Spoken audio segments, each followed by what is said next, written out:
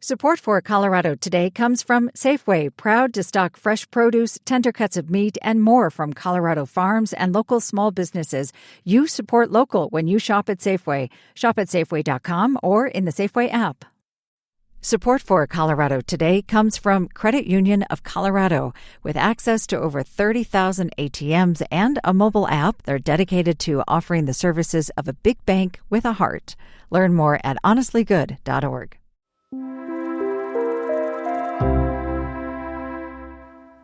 We are talking about where to find lightning bugs today. When I was about 17, I was living in Maryland, and I'd sneak out on summer nights to meet up with friends in the fields and woods that were just surrounded by fireflies. Those little bugs made the memories of those nights feel magical. So yeah, I'm pretty lit up to maybe give you the same experience. I'm Arlo Pérez Esquivel.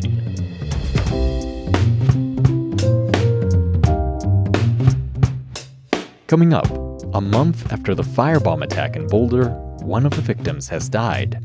Then, Colorado could become home to a second immigration detention center. Having beds out west makes our facilities very attractive to ICE. Plus, new gun safety laws take effect today. And fireflies are here, at least for a couple of weeks. Seeing is believing. Touching is believing. Touching is believing. It's Tuesday, July 1st. Here's the news in Colorado today. Boulder and the Jewish community are remembering 82-year-old Karen Diamond. She was among the people injured in the firebomb attack on a peaceful walk last month, and now she has died from those injuries. CPR's Allison Sherry has been learning more about her. Allison, who was Karen Diamond? You know, her family has asked for privacy and didn't want to say more at this time, so we don't know a ton about her personally. Leaders of the Boulder Jewish Community Center put out an email yesterday saying that she'll be deeply missed. The quote from Executive Director Jonathan Lev was that Karen was a cherished member of our community, someone whose warmth and generosity left a lasting impact on all who knew her. And what do we know about her death? You know, as you mentioned, she was one of the few dozen people who were walking peacefully on the Pearl Street Mall in Boulder on June 1st. She was trying to call attention to hostages being held by Hamas in Gaza. We don't know much about her specific injuries, but she has been hospitalized from the day of the attack until she died last Wednesday. We just learned of her death this week, though. It wasn't made public until this week. The other survivors of the firebombing are still alive, and so this is a tragic development in this whole episode. As we've covered in this podcast, the suspect already has many different charges. Does her death change anything for the defendant in this case? Well, you know, before he was charged with attempted murder for her death. We didn't know her name. In the affidavit, it just says victim 1, victim 2, so we didn't know her name. But he was charged with attempted murder, and now they have changed that to murder in the first degree. Practically speaking, legally speaking, they had enough before she died to put him away for the rest of his life if he is convicted. In this case, either for the state crime or the federal crime, and that doesn't really change much, the charge from attempted murder to first-degree murder. CPR's justice reporter, Allison Sherry, thank you so much. You're welcome. A private prison company is eyeing 2 places in southern Colorado to potentially put a new immigration detention center. The existing detention centers nationwide are overcrowded, and ICE is looking to expand. CPR's Southern Colorado reporter Dan Boyce is here to tell us more. Dan, where are the places that might house a new immigration detention center? These are both prisons that have been closed and dormant since the 2010s. They were closed because of declining inmate populations at the time and then budgetary constraints at the state level. So they're existing facilities that are in pretty good shape that would be retrofitted for this. And so we have the Kit Carson Correctional Center in Burlington on the Eastern Plains and Huerfano County Correctional Center in Walsenburg. They're both owned by this private prison company called Core Civic, which already has contracts with the federal government for immigrant detention. And it was in Core Civic's last call with investors that it mentioned expanding its immigration facilities, possibly in Tennessee or Oklahoma or these spots in Colorado. Here's CEO Damon Heininger. The capacity we've got in Colorado, I think having beds out west that are not all the way over to the coast in California where they could service the needs of Salt Lake and Denver and even some of the needs out of Wyoming, Montana, makes our Kit Carson and our Huerfano facilities very attractive to ICE. And as I mentioned, the existing ICE detention centers are overcrowded. Let's talk more about why CoreCivic and ICE want to expand right now. Yeah, for the last month, the Trump administration has set these really ambitious quotas for the number of immigrants that they want to detain, up to 100,000 people at a time. Wow. And our colleagues at CPR have reported this has led them to detain people who show up for regular immigration check-ins at courthouses. ICE is doing workplace raids. Really, they're just looking anywhere they can find to take people into custody and try to deport them. That's meant ICE facilities, including Colorado's only one in Aurora, that they're just stuffed over their capacity.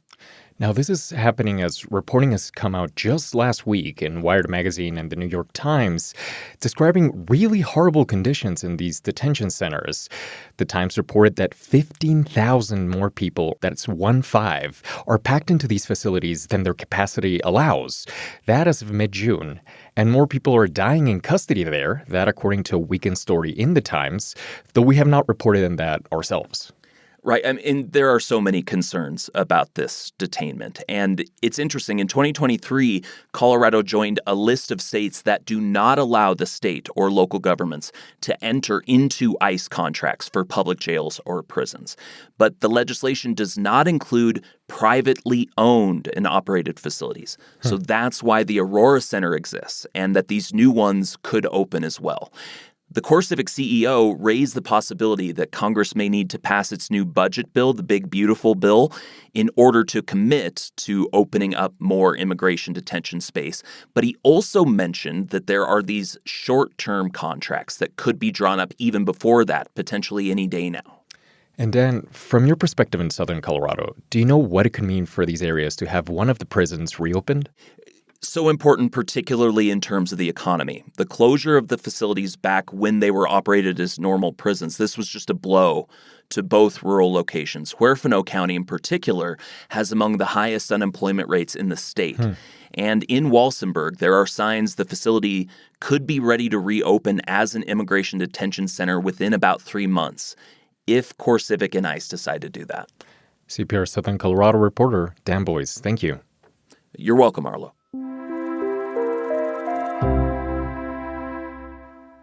Starting today, gun owners who want their concealed carry permits in Colorado will have to go through more training. They'll have to practice live fire training and safe gun handling, learn how to store firearms at home, and how to de-escalate situations, among other things, in about 8 hours of class time. And that's just one of a bunch of new laws going into effect today. CPR's Megan Verley lives for this sort of stuff. Megan, what else should people know about? Well, in the realm of guns, this isn't actually the only thing changing. Colorado is also starting to require federally licensed gun dealers to get a state license as well. Democratic lawmakers passed this policy because they wanted more oversight to make sure that gun dealers are following state laws. Of course, the gun industry argues, hey, we're federally licensed. Do we really need a state license, especially with a $400 price tag like this one has? Now, along with state permitting, there will also be more state inspections. The law says inspectors are required to visit at least 10% of gun dealers each year, chosen at random. Okay, so during the legislative session, we are watching closely as Democrats pass the law making it harder to buy semi-automatic rifles and shotguns. Is that in effect yet? No, that actually doesn't go into effect until next summer, which gives the state some time to sort of sort out how it will work. I will say, though, I've already been getting a lot of emails from the Colorado Shooting Sports Association, which is preparing to challenge that law in court as soon as it goes into effect. And that is sort of a pattern with a lot of new Colorado gun laws. The day they take effect is also the day the first lawsuit against them is filed. Could that potentially happen with the concealed carry training requirement you talked about or the gun store licensing? I don't know. I haven't heard anything, but it's definitely possible. Okay, moving away from guns. Now in effect in Colorado, a biometric privacy law. Yeah, doesn't that sound like some kind of creepy, futuristic Minority Report kind of thing? It really does. Except it is real and it is happening now. Basically, Colorado is expanding its data privacy law to cover any biometric information a company might collect on customers, clients, or employees. And biometric data is what exactly? Fingerprints and retinal scans? Exactly. Fingerprints, vocal prints, scans of people's faces or eyes. From what I've read, companies have even started incorporating biometric scans into things like how they keep track of employees on their time cards. So then, how exactly does this new privacy law protect those things? Well, it limits what companies can use this information for and how long they can keep it. So now they'll have to delete it once they're no longer actively using it. And they can't sell the biometric identifiers they collect or give them to a third party without the person's consent. Companies will also need to disclose all these policies to people before collecting their biometric data. So I should expect to sign a form before CPR snaps a picture of my iris. I don't think biometrics are in our budget yet, but in the future, yeah, under this law, you would. Megan, is there a reason why new laws take effect on July 1st versus some other day? For the state, like a lot of companies, July 1 is the start of a new fiscal year. And there are other things taking effect today. The state's going to begin adding 15 new judges to the bench to cut down on caseloads. It's increasing the number of beds in the juvenile detention system. And because it's the start of the new fiscal year, the new state budget goes into effect as well. CPR Public Affairs Editor Megan Verlee. And you can read more about those new laws taking effect in the link in our show notes.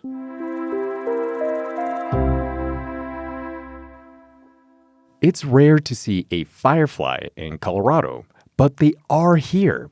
You might see them glowing above Colorado's wetlands around this time, from late June to early July. Scientists are using this time to learn as much as possible from these elusive insects and make sure that they never blink out for good. CPR Sam Brash went to a firefly viewing spot to learn more. Hey there, Sam. Hey, Arlo. I grew up with fireflies both in Mexico and Maryland, and I loved them, but I didn't actually realize that they were here in Colorado. Where did you go to find them, and what was it like for you? Yeah, I grew up right here in Colorado, and I had never seen fireflies in this state, just out in the Midwest. And my guide to find them was Owen Martin. He's a CU Boulder PhD student, and he took me to a spot near Boulder Reservoir. And it really didn't take long for us to see one of these little guys. It landed right on me. Is that seeing is believing? Touching is believing? Touching is believing. The bug took off as the sun set, and a few minutes later, there were hundreds of fireflies above this particular, marshy meadow area, and their blinks would get longer and brighter as the dusk faded. So it was really cool. Yeah, it really is spectacular. I know insect populations are declining worldwide. In fact, we covered it earlier with monarch butterflies. Do you have any idea if that's also true for fireflies around the world and here in Colorado? Around the world, it's definitely true. Scientists have found that specific populations of lightning bugs are losing ground due to a combination of pesticide usage, habitat loss, and light pollution.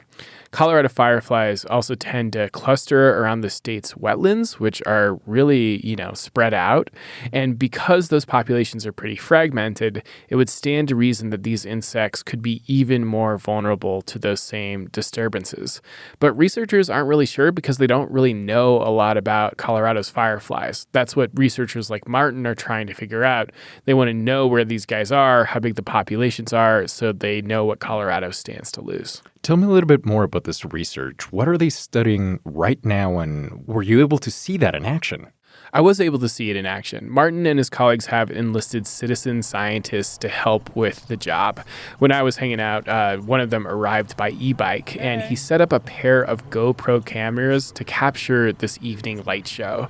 The whole idea is that Martin will use these to build a 3D maps of the illuminated arcs drawn by these flashing insects. So the streaks might be a certain length or a certain shape, or they might be quicker, or they might have doubles or triples. We don't really know what it's going to look like until we look at the data later. Now, there's a couple of reasons Martin captures firefly scenes in such detail. His lab studies animal communication. It's well known that fireflies flash to attract mates, but Martin suspects they might have other reasons, too. Watching this population and watching many populations, you sort of see much more of a repertoire and a sort of vocabulary that each species has.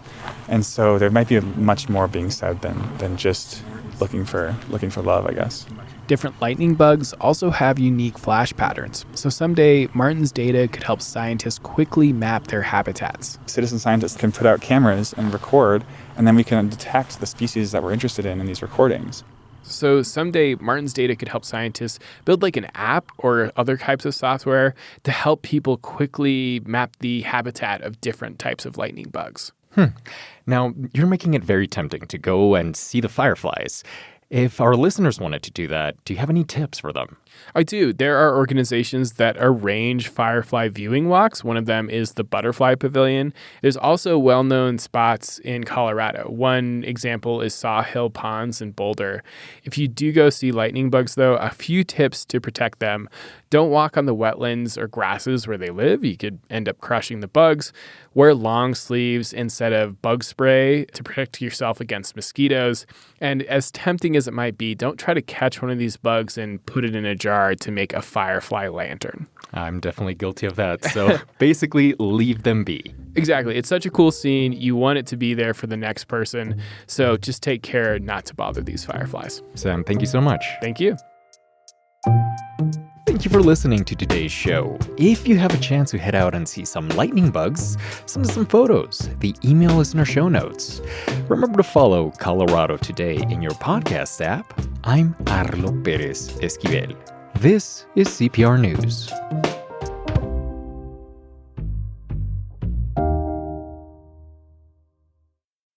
Support for Colorado Today comes from Safeway, proud to stock fresh produce, tender cuts of meat, and more from Colorado farms and local small businesses. You support local when you shop at Safeway. Shop at Safeway.com or in the Safeway app. Support for Colorado Today comes from Credit Union of Colorado. With access to over 30,000 ATMs and a mobile app, they're dedicated to offering the services of a big bank with a heart. Learn more at honestlygood.org.